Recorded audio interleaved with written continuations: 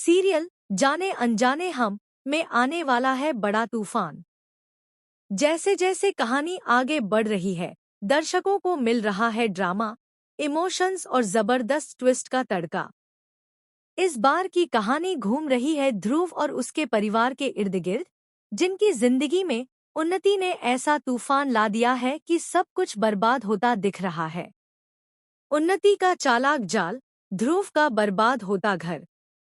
ध्रुव और उसके परिवार को उन्नति ने बुरी तरह फंसा दिया है। उसके किए गए षड्यंत्रों का नतीजा यह हुआ कि अब ध्रुव का घर नीलाम हो गया है। परिवार की हालत इतनी खराब हो चुकी है कि सब कुछ बिक गया है और अब वे लिटरली सड़क पर आ चुके हैं। जिस व्यक्ति ने नीलामी की अर्जी डाली थी, वह भी बेहद चालाक और बेरहम निकला।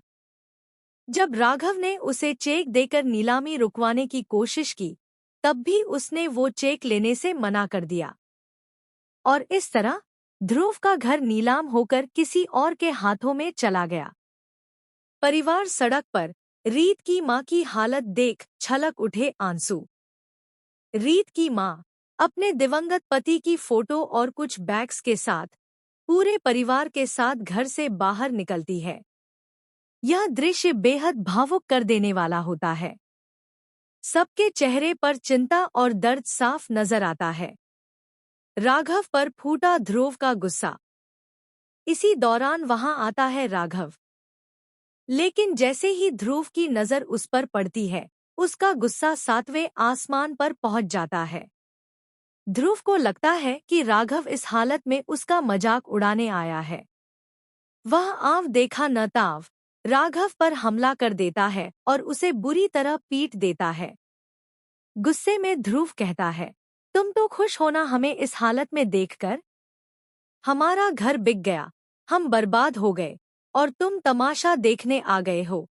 लेकिन राघव बार बार सफाई देता है कि वह तो उनकी मदद करने आया था। उसने कोशिश की थी घर बचाने की। पर ध्रुव कुछ भी सुनने को तैयार नहीं है। गलतफहमियों की जड़ें और गहरी होती हैं।